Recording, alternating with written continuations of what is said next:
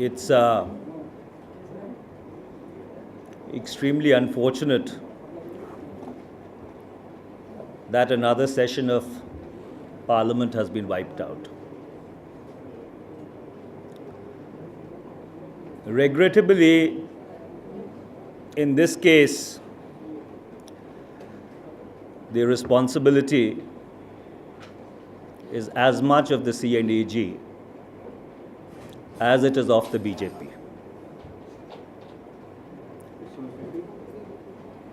Regrettably, the responsibility is as much of the C&AG as it is of the BJP. In the past 22 months, the C&AG has been tossing presumptive, hypothetical, at times even mythical figures in the public domain, which has made the public discourse toxic, which has created roadblocks for governance, and which has unnecessarily tarred the India story. While it is a fact that in the 2G matter,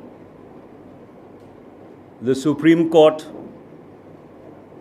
did cancel the 122 licenses, but it is equally a fact that the Supreme Court refrained from making any observation with regard to the 1,76,000 crore presumptive loss computed by the C&AG.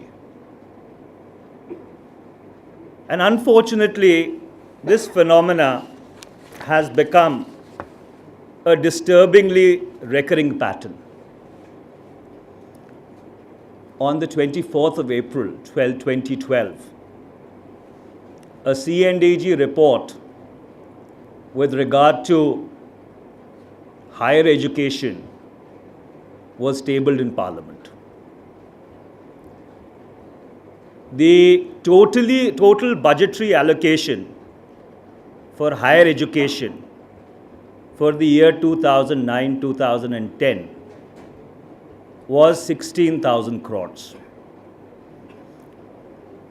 And the C&AG said that the HRD ministry has not accounted for 1,16,000 crores.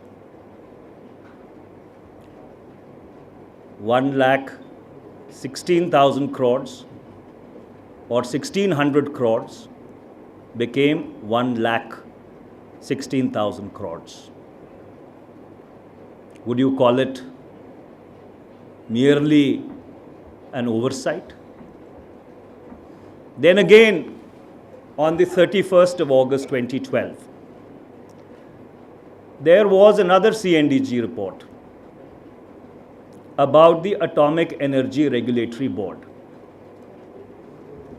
The C&AG said that under the Atomic Energy Act, the regulatory board can only impose a fine of rupees 500 in case there are atomic or nuclear safety violations. Now, I just want to read out to you what the former secretary of the Atomic Energy Board had to say about the C&AG report. Mr. K.S. Parthasarthi, the former secretary of the AERB, says, and I quote, "I feel strongly that it is fair to ask the CAG to apologize to the President, the Parliament, and the public for making such an unpardonable misrepresentation of the Atomic Energy Act." We are not saying this. This is what the former secretary of the AERB had to say about the C&AG. Then there is this note which is minuted by an official of the C&AG with regard to a telephone call made by a senior BJP leader with regard to a C&AG report which was yet to be tabled in Parliament. Now, the question arises, is the meeting of minds between the C&AG and the BJP merely coincidental, or is there something more to it? And there's a further question which arises. Is the C&AG misusing his constitutional credibility? And if indeed he is doing so, then a further question would arise as to why. I would like to leave these thoughts with you to ponder over. इसको यहीं समाप्त कर सकते हैं। अगर आप हिंदी में चाहते हैं तो इसको हिंदी में भी कर देते हैं।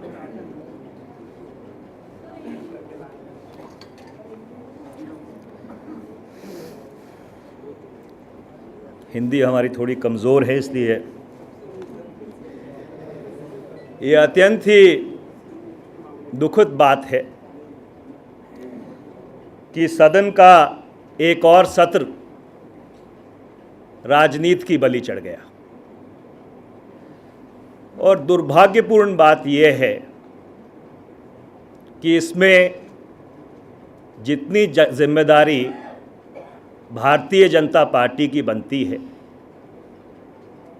उतनी ही जिम्मेदारी C&AG की भी बनती है। पिछले 22 महीने से अनुमानित आंकड़ों को सार्वजनिक करके C&AG ने जो सामूहिक संवाद है, जो सार्वजनिक संवाद है, उसको उग्र बनाया है। देश के प्रशासन में रोड़े अटकाए हैं और भारत की अंतर्राष्ट्रीय छवि इसके कारण धूमिल हुई है। ये बात सही है कि 2G के मामले में उच्चतम न्यायालय ने 122 लाइसेंसेस को खारिज किया है, पर इसके साथ साथ ये भी बात सही है कि उच्चतम न्यायालय ने जो अनुमानित घाटा C&AG ने लगाया था 1,76,000 करोड़ का, उस पर कोई टिप्पणी नहीं की। और दुर्भाग्यपूर्ण बात यह है कि ये एक प्रवृत्ति बनती जा रही है। 24 अप्रैल 2012 को उच्च शिक्षा को लेकर C&AG की एक रिपोर्ट सदन के पटल पर रखी गई। 2009-2010 वित्तीय वर्ष का उच्च शिक्षा का बजट 16,000 करोड़ रुपए था और C&AG ने कहा कि मानव संसाधन मंत्रालय ने 1,16,000 करोड़ का हिसाब नहीं दिया। अब मालूम नहीं कि 1,16 करोड़ था, 1,16,00,000 था या 1,600 करोड़ था, पर वो 1,16,000 करोड़ बन गया जब वो C&AG की रिपोर्ट में दर्ज हुआ। बात यहाँ ही ख़त्म नहीं हो जाती। अगस्त 2012 में जब कोयले के ऊपर ये सारा विवाद चल रहा था, जो परमाणु ऊर्जा प्रशासनिक परिषद है, एटॉमिक एनर्जी रेगुलेटरी बोर्ड, अगर मैंने उसका तर्जुमा ठीक किया है, उसके बारे में CNDG ने एक रिपोर्ट दी। कहा कि इस परिषद को सिर्फ महज 500 रुपये जुर्माना करने का अधिकार है अगर परमाणु शिक्षा से जुड़े सुरक्षा से जुड़े हुए किसी कानून का उल्लंघन होता है। जो AERB के, एटॉमिक एनर्जी रेगुलेटरी बोर्ड के पूर्व सचिव हैं पार्थसारथी साहब, उन्होंने सार्वजनिक तौर से ये कहा कि CNDG को राष्ट्रपति से, संसद से और जनता से माफ़ी मांगनी चाहिए, क्योंकि उन्होंने इस कानून को लेकर गलत बयानी की है। इसके साथ साथ एक मिनट है जिसमें एक बहुत ही वरिष्ठ भारतीय जनता पार्टी के नेता CNDG के एक आला अधिकारी को टेलीफोन करते हैं और एक ऐसी रिपोर्ट जो अभी सदन के पटल पर रखी नहीं गई उसके बारे में चर्चा करते हैं। तो ये बीजेपी और CNDG में जो मानसिक तालमेल है, क्या ये एक महज संयोग है कि इसमें और कुछ भी है? और जो इससे बड़ा प्रश्न खड़ा होता है कि क्या CNDG जो अपनी संवैधानिक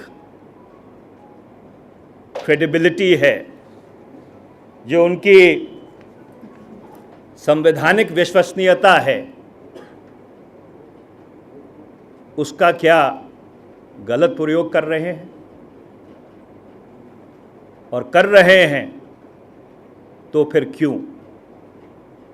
इन सवालों का चिंतन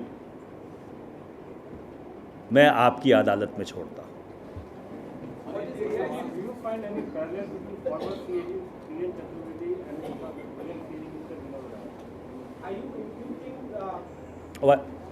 I'll come to you later.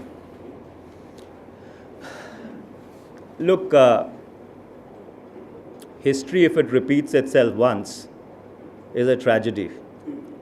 If it does so twice, it is a farce.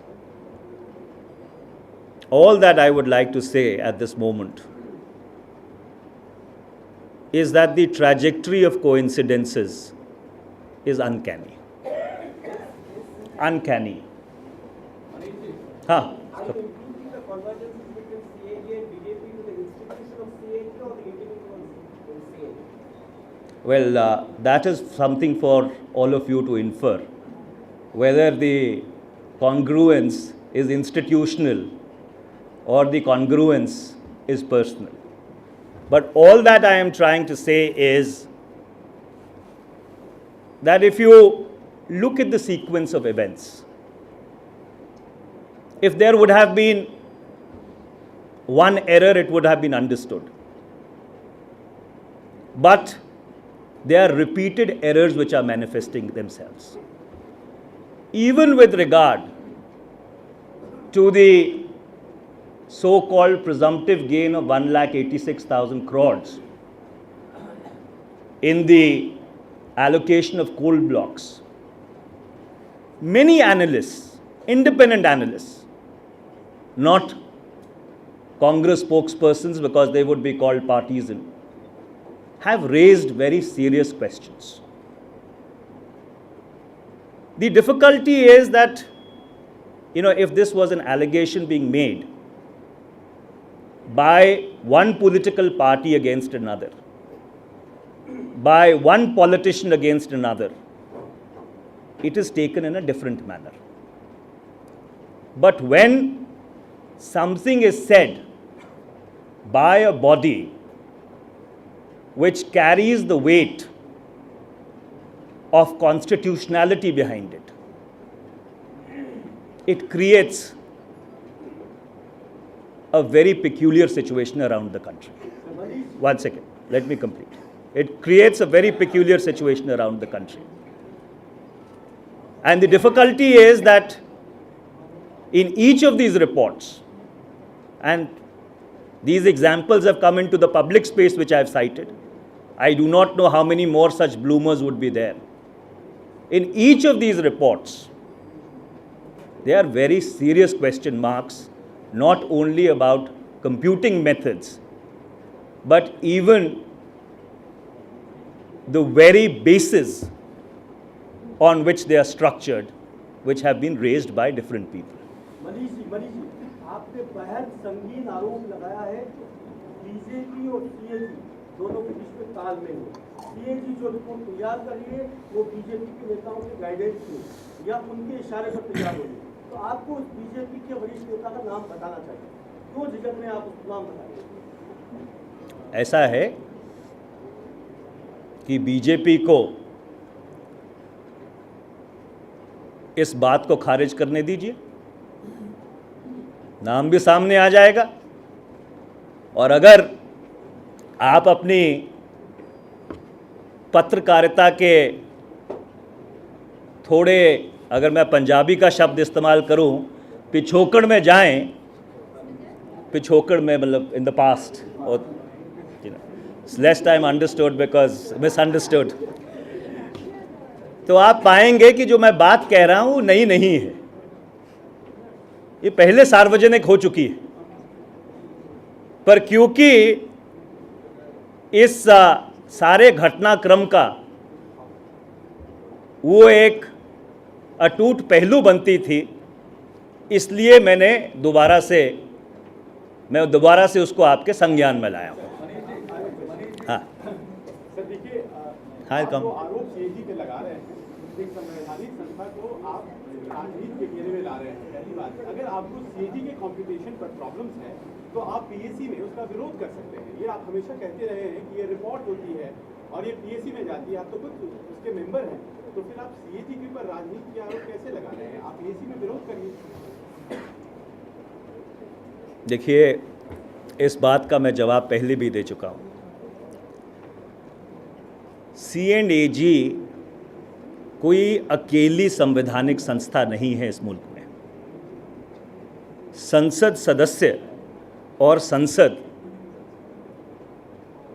उसी संविधान की उपज है। दिक्कत कहां पे आती है कि अगर कोई अदालत का फैसला हो तो उस अदालत के फैसले को उच्चतम अदालत में चुनौती दी जा सकती है। पर जब कोई संवैधानिक संस्था सार्वजनिक तौर से सार्वजनिक संवाद को उग्र बनाए तो यह हमारी मजबूरी बन जाती है कि सार्वजनिक तौर से उसका जवाब दिया जाए। और इसीलिए मैंने महज एक रिपोर्ट का जिक्र नहीं किया। पिछले 22 महीने में 4 अलग अलग घटनाओं का जिक्र किया है अपनी बात को प्रमाणित करने के लिए। यस, एक मिनट में आता हूं। आप बार-बार कह रहे हैं महालेखा नियंत्रक आपकी सरकार के खिलाफ लगातार गलत रिपोर्ट दे रहे हैं। क्या कुछ दुश्मनी आपकी सरकार से है? क्या उनकी नियुक्ति आपकी सरकार ने ना करके बीजेपी ने की? ये सवाल अगर आप उनसे पूछिए तो ज़्यादा बेहतर रहेगा। सवाल जाति दुश्मनी और नियुक्ति का नहीं है। सवाल CNJG की रिपोर्ट का और किन तथ्यों पर वो आधारित है उसका है। और उन तथ्यों को लेकर साफ तौर पर हमने ये प्रदर्शित करने की कोशिश की है कि एक बार नहीं, निरंतर, लगातार हम ही नहीं पर अनेक अलग अलग वर्ग के विशेषज्ञ उसमें खामियां निकालते रहे हैं। जैसे मैंने पहले कहा और मैं फिर दोहरा रहा हूं कि अगर आरोप प्रत्यारोप राजनीतिक पार्टियों के बीच में हो, उसका एक अलग मतलब होता है, पर अगर कोई संवैधानिक संस्था बहुत ही संगीन और गंभीर बात सार्वजनिक करती है और वो तथ्यों पर आधारित ना हो, उसका मतलब दूसरा निकलता है। और इसीलिए ये जो सारा घटनाक्रम है, इसको हम आपके संज्ञान में लाए हैं। I will come back, one second. हाँ बोलो। आपने कहा तथ्यों पर आधारित नहीं है सीएजी की रिपोर्ट जो भी किया, और कुछ न कुछ उनके इरादे सही नहीं। गुजरात के खिलाफ तो गुजरात सरकार के लिए जो टिप्पणी की है सीएजी ने, छत्तीसगढ़ की सरकार के लिए टिप्पणी की है, आपको लगता है वो भी गलत है? वहाँ भी मंशा अलग थी? देखिए, पहली बात तो सबसे बड़ी विडंबना ये है, जो लोग CNAG को आधार मानकर पूरा संसद का सत्र नहीं चलने देते, जब उनके अपने प्रदेशों की बात आती है तो CNAG पे दोहरा मापदंड हो जाता है। और जहाँ तक रही मंशा की बात या तथ्यों की बात, वो उन राज्य सरकारों पर निर्भर करता है कि वो इसका जवाब दे। पर मोटी बात यह है कि दिल्ली में एक मापदंड और रायपुर में दूसरा मापदंड और भोपाल में तीसरा मापदंड और बेंगलोर में चौथा मापदंड, ये नहीं चल सकता। ये जो मिथ्या है, इसका पर्दाफाश करना हमारी जिम्मेवारी बनती है। I am coming there.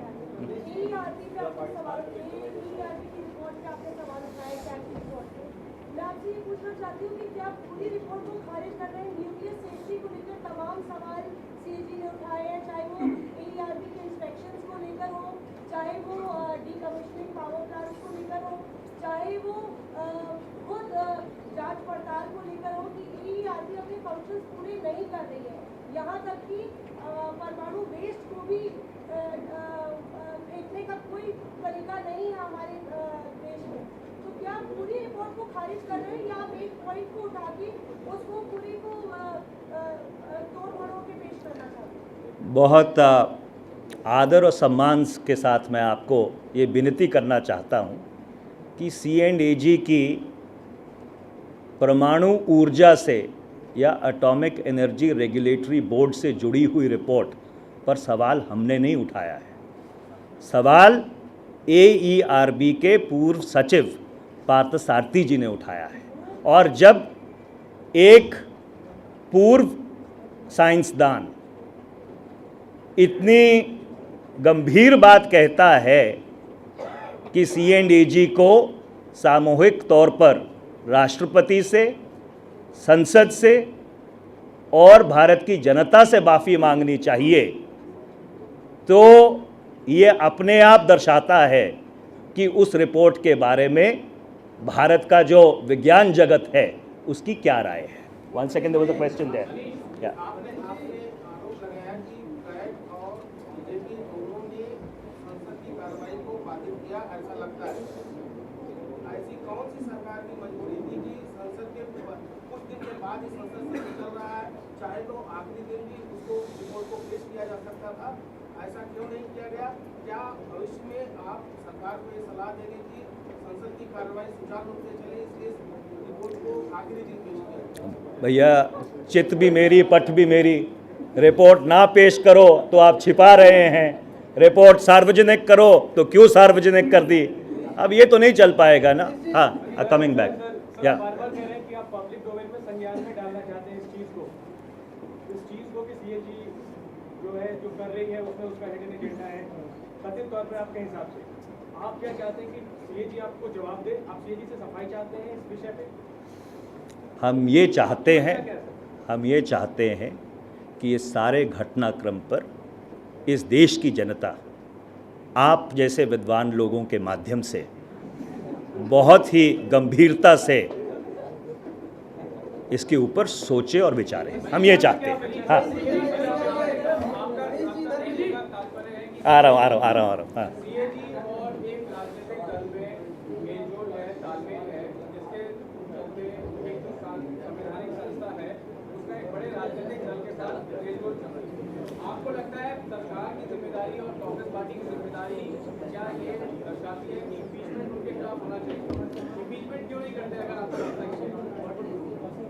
Ravi, impeachment के सवाल का आज से 10 दिन पहले मैं बहुत विस्तृत जवाब दे चुका हूँ। इम्पीचमेंट किन कारणों से हो सकता है वो साफ तौर पे संविधान की धारा 124(5) में लिखा हुआ है।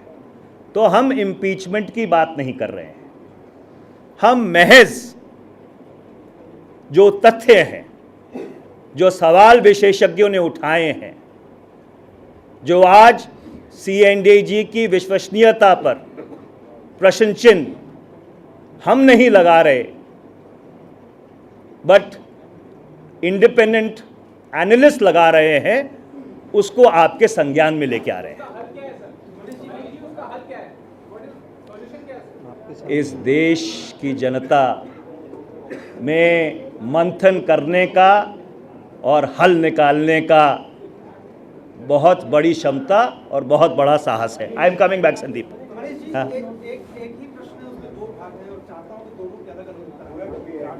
सवाल ये है कि आपकी पार्टी के सांसद नवीन जिंदल, जिनको कौड़ियों के भाव पर या यूं कहें मुफ्त में कोयला अलॉट किया गया, 6 रुपए यूनिट बिजली उन्होंने बेची, और उसके बाद अब ये पहला सवाल। दूसरा सवाल ये है कि एक लोकतांत्रिक पार्टी के लोकतांत्रिक तरीके से चुने गए सांसद से निहायत ही लोकतांत्रिक तरीके से सवाल पूछा जाता है तो अलोकतांत्रिक रवैया अपनाते हैं और लगता उनकी पर उत्तर आते हैं आपके सांसद नवीन जिंदल मीडिया का।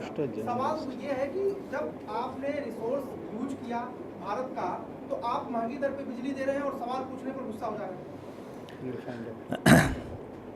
बहुत ही सम्मान के साथ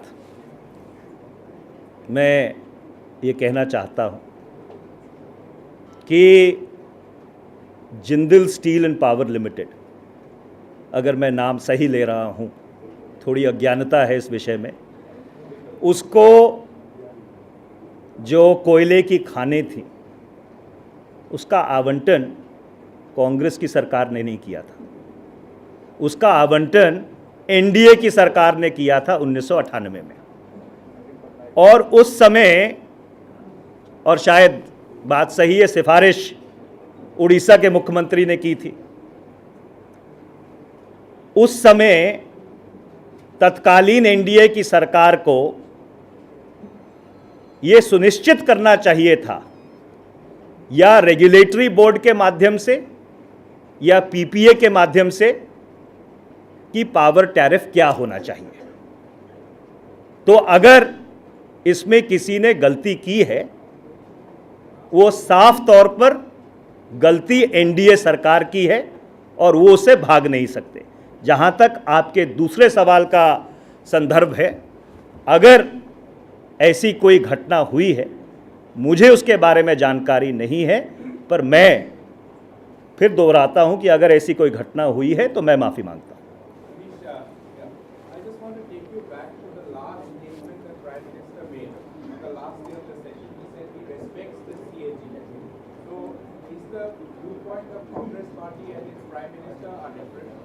Are there two different views? Because you are saying that CAG, there is a question mark on CAG's report. Prime Minister categorically told us that he respects the CAG. He doesn't mind a debate before the House. He respects the institution of CAG. The party here at this forum is actually raising a question mark on the institution itself. Is there a divide between the Prime Minister and the party?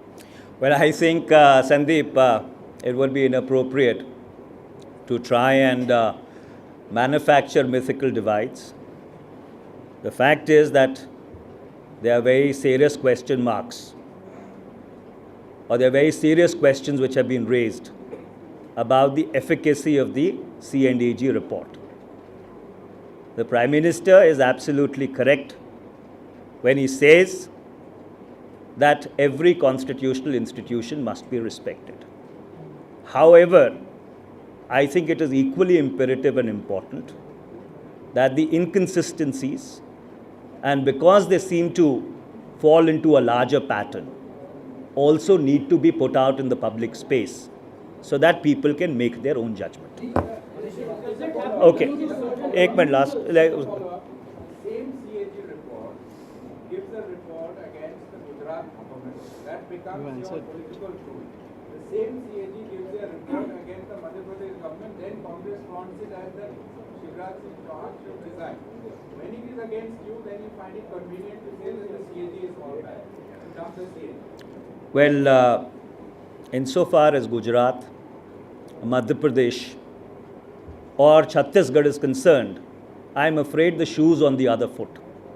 The charge of double standards really lies at the door of the Bharatiya Janata Party. Because when it comes to Chhattisgarh, then the figure of 1,000 crores computed by the CA&AG becomes hypothetical.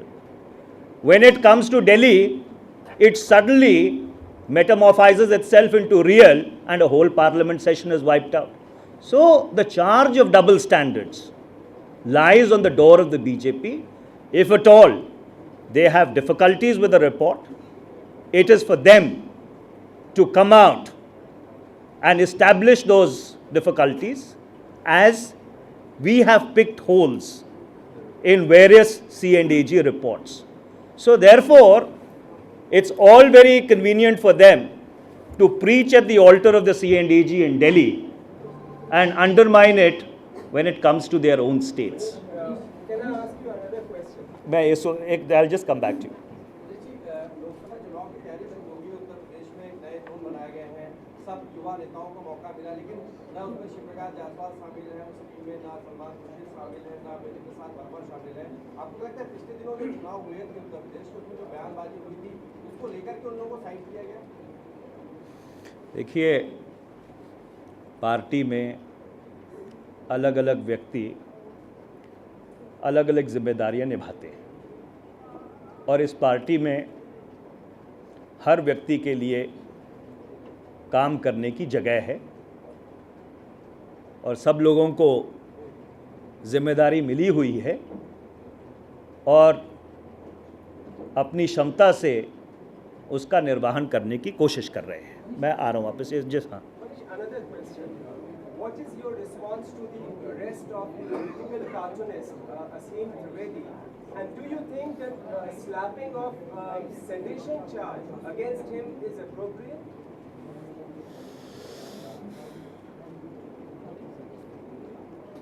let me preface my answer by saying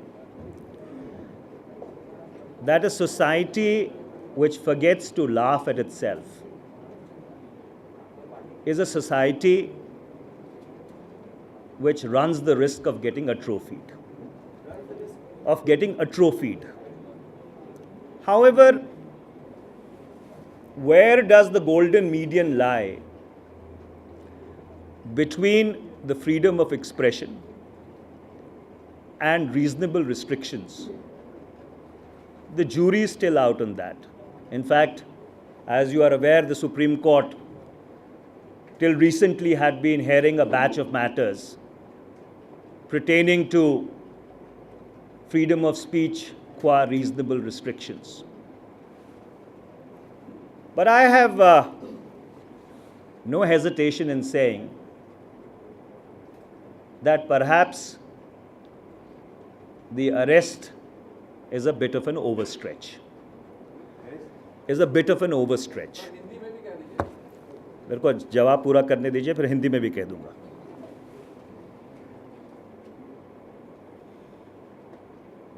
It perhaps would have been better, if at all, as I understand the sequence of events correctly, that there was a private complaint which was filed by some organization or some individuals. The police, in its wisdom, if they found that some charges were made out, would perhaps have been better served by filing a charge sheet and leaving it to the wisdom of the court. But I would like to raise another question. And this question goes out to all the advocates of free speech. is everything fair game?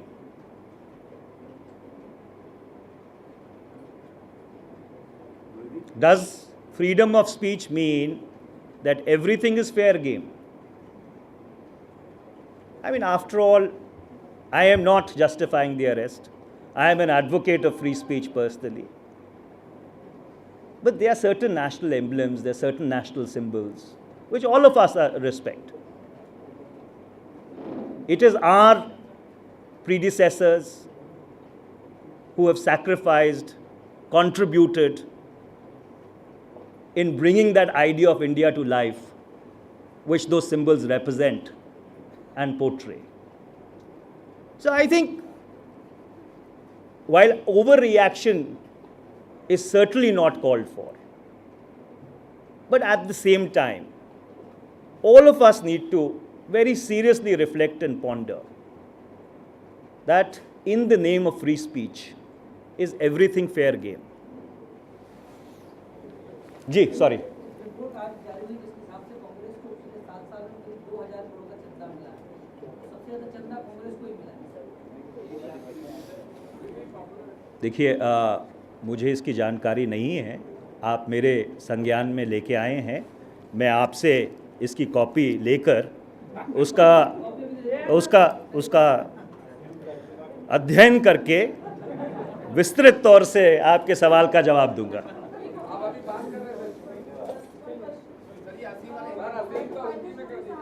अच्छा, अभी कर दो। हाँ sorry, हाँ होली पर आपने तमाम बातें करी। एक एग्जिट मीटिंग होती है जो कैग अपनी रिपोर्ट फाइल करने से पहले करता है। 2 मीटिंग कोयला आवंटन में हुई, 2 एग्जिट मीटिंग हुई।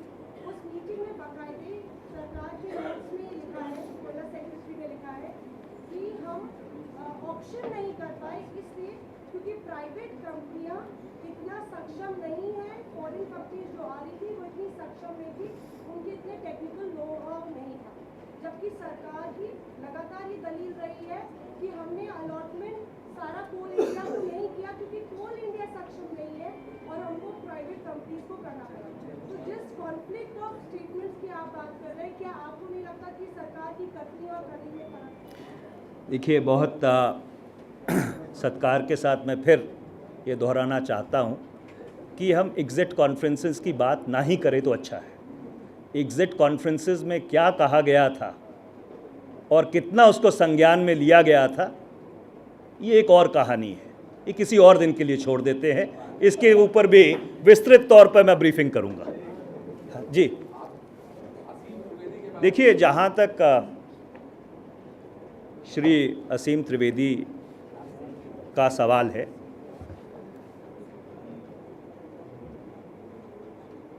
सबसे पहले तो हम ये बात कहना चाहते हैं कि संविधान में जिस बोलने की और सूचना की आज़ादी का जिक्र किया गया है, हम उसकी पूरी तरह से हिमायत करते हैं। पर उसके साथ साथ उसी संविधान में ये भी लिखा गया है कि इसके ऊपर रीजनेबल रिस्ट्रिक्शंस सरकार लगा सकती है। आपको याद होगा कि अभी कुछ देर पहले तक उच्चतम न्यायालय फ्रीडम ऑफ स्पीच और एक्सप्रेशन को लेकर एक बड़ी जनहित याचिका पर विचार कर रहा था। तो शायद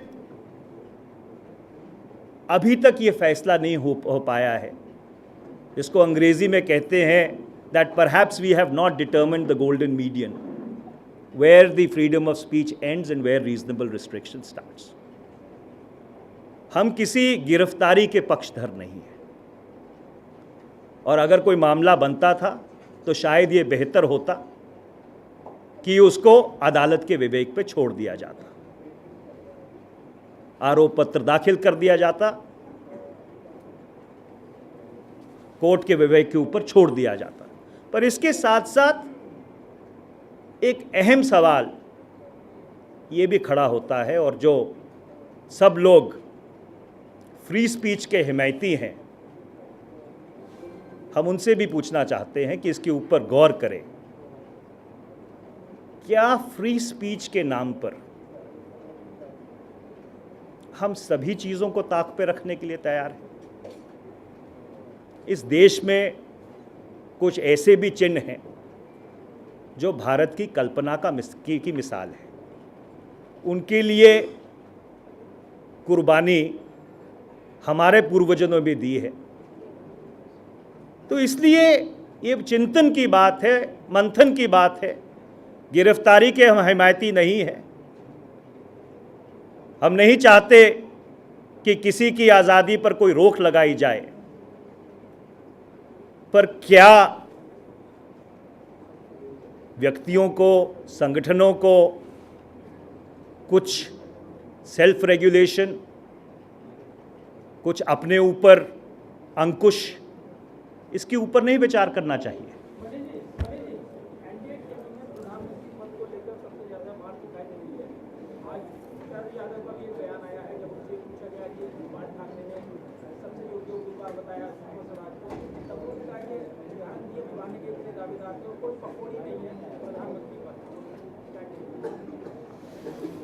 देखिए, एनडीए में बड़ी विचित्र और अद्भुत स्थिति पैदा हुई है। 2007 में एक प्रधानमंत्री इन वेटिंग थे, 2012 में इतने ज़्यादा हो गए हैं कि गिने भी नहीं जाते। तो भाई 2014 तक सरकार है, उसके बाद जनादेश आना है। तो जनादेश से पहले ही काल्पनिक प्रधानमंत्री बनाने की जो ये प्रवृत्ति है वो एनडीए को त्याग देनी चाहिए।